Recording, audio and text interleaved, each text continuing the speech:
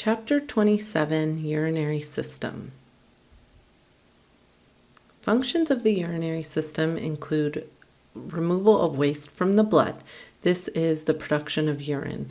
So a lot of us are pretty familiar with urine, and I think a lot of individuals don't realize that it's just it's waste from our blood.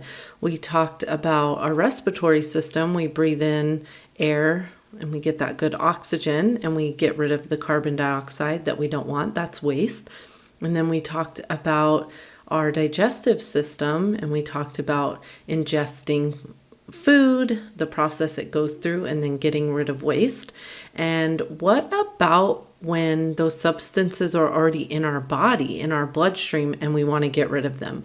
Well, that's where our urinary system comes into play, and that's what our urine is. It's our waste from our blood. It can regulate a lot of ion concentrations in the process. We're going to see the different structures that store and excrete urine. And we're also going to see that our urinary system plays a role in blood pressure regulation and also plays a role in erythrocyte production, which we call erythropoiesis. And we know from chapter 20 that it's under the control of EPO, erythropoietin. There's also a little bit of this formation of calcitriol, and this is a process that it's a complicated process that it goes through that we aren't going over in anatomy, but you might go over it in a physiology course if you have physiology, human physiology. And this plays a role in blood calcium levels and also vitamin D. So we're going to start with our kidneys. We're going to see where blood is filtered, and we're going to see how the urine is then transported, stored, and then how we excrete it or eliminate it from our body. So the overview of our urinary system, we have our kidneys here, so they're paired, these here. On the superior border, you have the adrenal gland. Sometimes they're called the suprarenal gland. That just means above the renal glands. Renal refers to kidneys, so above the kidneys. Okay. And then you can see here these tubes are called ureters. They are just going to transport urine from the kidneys down into the urinary bladder. And you can see here the urinary bladder, and here you're just seeing really like an inferior portion of the urinary bladder. Here's part of the rectum here. You can see a lot of vessels. These are a lot of vessels here. So descending aorta. This is the descending aorta. All right. And then we'll see the urethra is the passageway out of the body, and we'll see how that differs in males versus females. Here's a posterior view, and you can see that the right kidney is a little lower, and the right kidney is a little lower because of the liver. The liver's huge. It takes up so much space. Here is a sectional image of the kidney. There's something called a cortex, which is the outer portion, and the inner portion is called the medulla. And we've seen this a few times. We saw it in chapter 20 with the adrenal gland. We saw the cortex and the medulla. And we also saw in chapter 15, when we looked at the brain, we saw the cortex, and that's just the outer portion. In the medulla, which again is just a region, there are renal columns which divide these renal pyramids. And there's typically about 8 to 15 in each kidney. A minor calyx is what is going to drain the urine. So we're going to see sort of superimposed on this image in a bit. There are nephrons contained here, and nephrons, we're going to see a collecting duct will send urine this way, and we're going to see minor calyx, or calyces is plural for all of these. A minor calyx is when these branch, and a major calyx is when it goes straight from the renal pyramid straight into, before it gets to the ureter here, the renal pelvis. So here's the major calyx, and then the renal pelvis here. And the renal pelvis leads to, so here you could see the renal pelvis, it leads to the ureter. So all that we just looked at here, we're going to see urine passes through these calyces into the renal pelvis and then out through the ureter. So you can see these darker regions here contained in the region of the medulla. These are renal pyramids. And this one right here is really nice. You can kind of see the structure of it. Remember, this is the renal pyramids are going into the board or into your screen, out of the screen. They're coming all over the place. So this one, we just happened to get a nice section of it. And then you could see the calyces here that lead to the renal pelvis there. So let's look at blood flow to and from the kidney. We said that urine is essentially waste from our blood. So the blood has to get to the kidneys in order to be filtrated. So we're going to go through and we're going to start at what's called the renal artery. So again, renal refers to kidneys. Renal artery branches into what are called segmental arteries. So segmental arteries. Oops, wrong way, sorry. And then leads to these things, interlobar arteries. Now be aware that these are very similar, interlobar and interlobular. So interlobar lead to, so interlobar lead to these called arcuate. And arcuate means curved. So you can see how it kind of comes up and think like, okay, in between the lobes, right? So interlobar, and then they curve and you get arcuate. Okay, so these are the arcuate. So arcuate, if we zoom in here, you can see the medulla and then the cortex. The arcuate is sort of separate those two regions. So you could see here, arcuate is are going to be all of these here.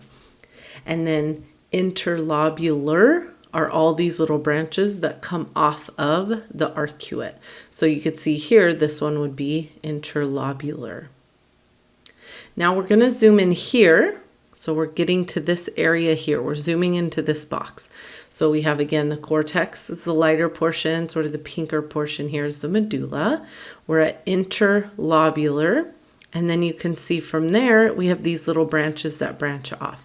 And that is called the afferent arteriole. So we're going to go to the next slide and we're going to now zoom in to this area here.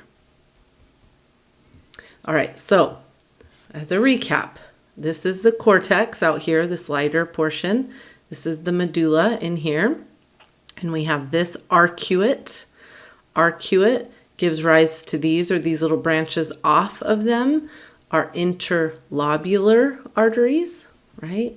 And then we will have these afferent arterioles that lead to this structure here. It's a tuft of capillaries called a glomerulus. And then there is a little small arteriole that leaves the glomerulus called the efferent arteriole. And this efferent arteriole, you can see there's something really cool about the kidneys. We are going to see that the glomerulus, this is where filtration occurs. So the first place we get rid of substances from the blood will be here. The filtrate will start going into these tubules here. And you can see those tubules are curved, they're all twisted. And then we have the second association with more blood vessels. So now we're going to have a capillary bed here. And what's really cool and interesting about that is the kidneys, or in this structure, the nephrons, there's like a second chance. So we're going to see that there can still be more passing back and forth between these tubules and the capillaries, which is a really neat structure and a neat function of the kidneys. So here we can see those efferent arterioles, this one that left the glomerulus. So arcuate, interlobular, afferent to glomerulus. That filtrate it's gonna go into these convoluted tubules. So convoluted, twisted, and turned. All right, so convoluted tubules. And the efferent arteriole is going to branch, and you're going to get this capillary bed here, which is around the convoluted tubules. So around the tubules. So remember, peri means around or refers to around. So around the tubules is the peritubular capillaries. There's another branch that is associated with this nephron loop here. And the capillaries associated here are very straight, kind of looks like a ladder. It's called the vasa recta, and recta refers to straight. So you can see it's pretty straight compared to the convoluted twists and turns up here.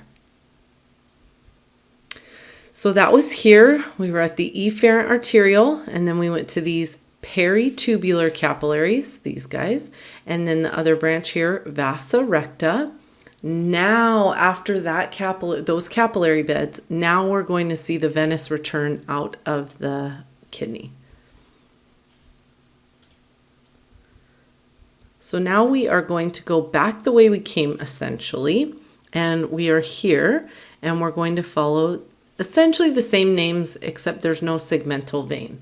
Okay, so we have interlobular, right? Interlobular vein, which would be these.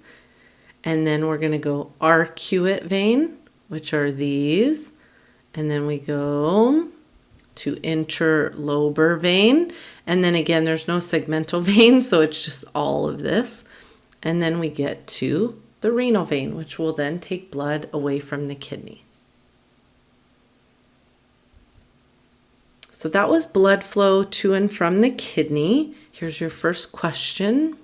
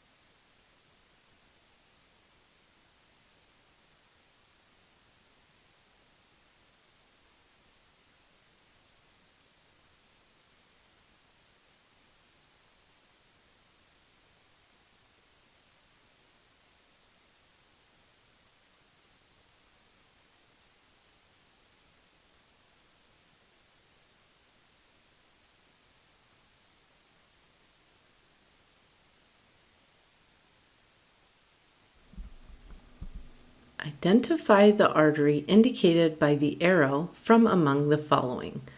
So this, let's start here. We have renal artery, segmental artery, interlobar artery, arcuate artery, interlobular.